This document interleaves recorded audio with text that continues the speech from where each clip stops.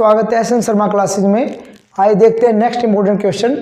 Solve for x 1 + 4 + 7 + 10 and so on plus x = 287।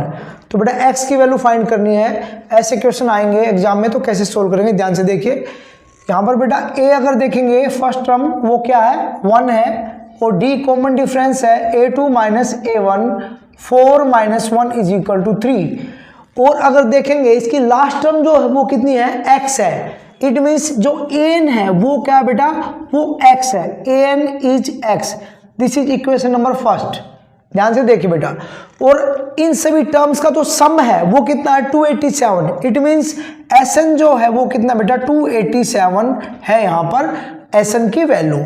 तो हम क्या करेंगे बेटा an = x, an का पता नहीं और x की वैल्यू पता नहीं, ये हमें फाइंड करनी है। तो इसका तो कोई यूज ज्यादा हमारे काम आएगा नहीं अभी।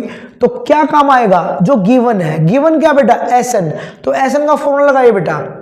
Sn का फॉर्मूला अप्लाई करेंगे यहाँ पर। Sn का फॉर्मूला बेटा n/2 2a + n-1 × d = 287। Sn का जो फॉर्मूला बेटा वो हमने यहाँ पर खोल दिया। देखिए ध्यान से।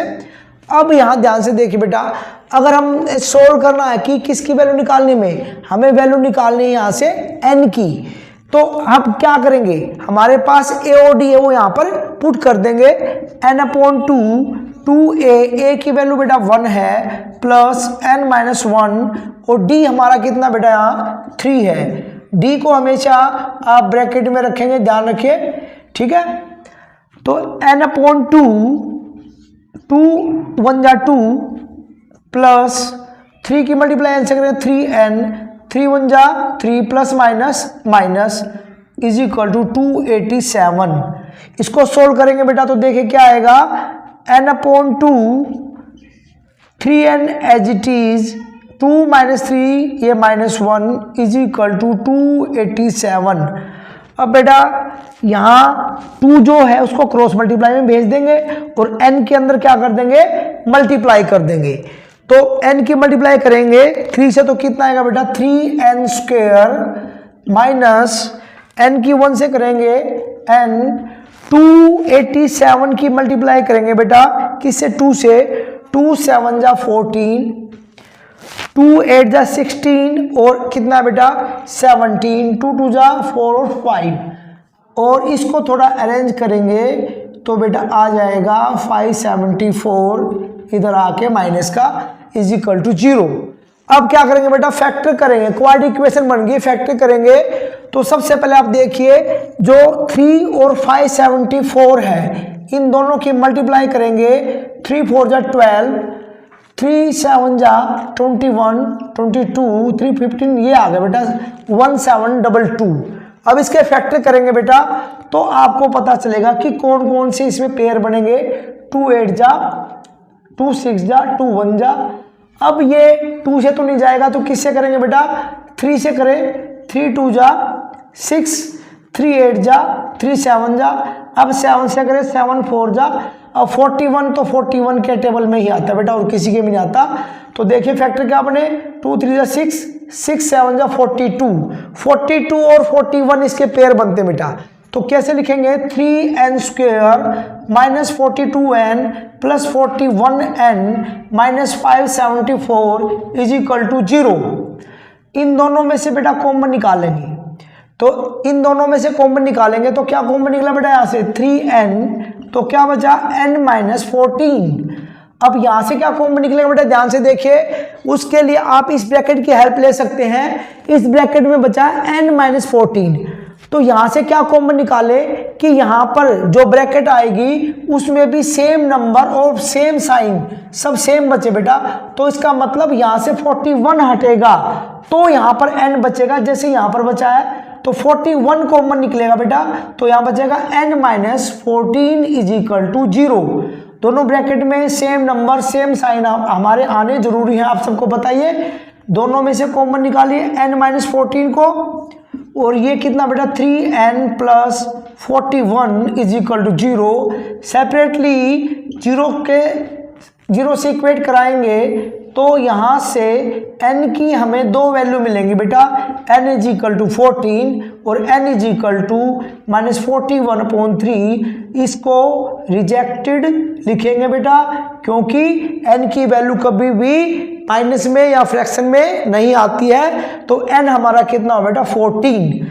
लेकिन अब बात करें हमें निकालना क्या था, निकालना तो बेटा हमें x की वैल्यू है। तो इसका मतलब जो इक्वेशन नंबर 1 में n की वैल्यू यहां रख दीजिए बेटा।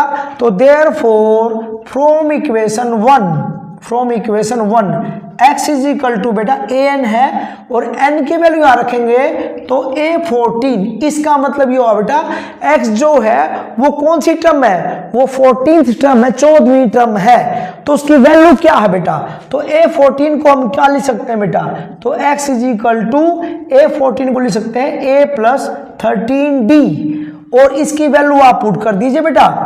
इसकी वैल्यू पुट करेंगे तो a की वैल्यू हमारे पास कितनी है 1 है प्लस 13 और d हमारे पास कितना बेटा 3 है। 13 3 जा 39 प्लस 1 इज इक्वल टू 40।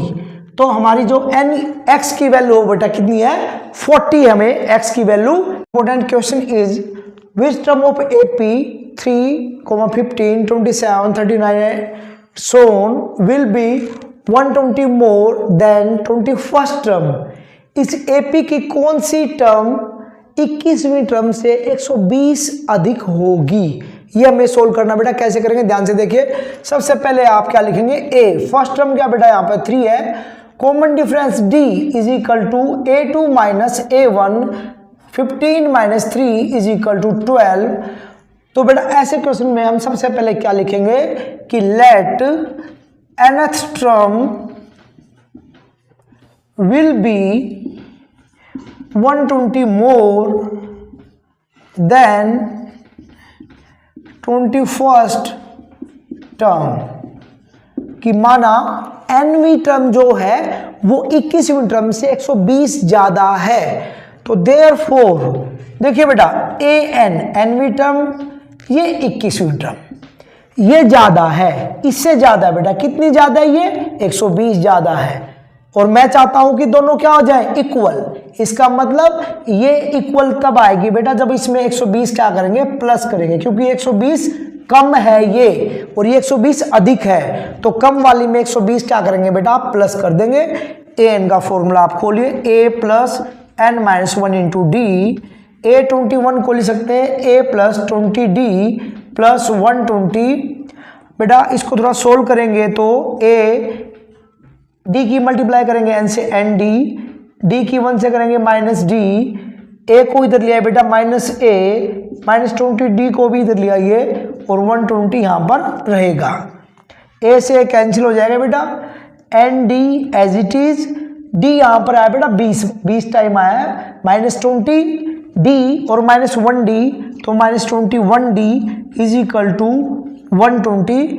अब d की वैल्यू यहां पर डाल दीजिए बेटा, d की वैल्यू कितनी हमारी 12 है, n इंटू 12 और यहां भी 21 इंटू 12 इज इक्वल टू 120।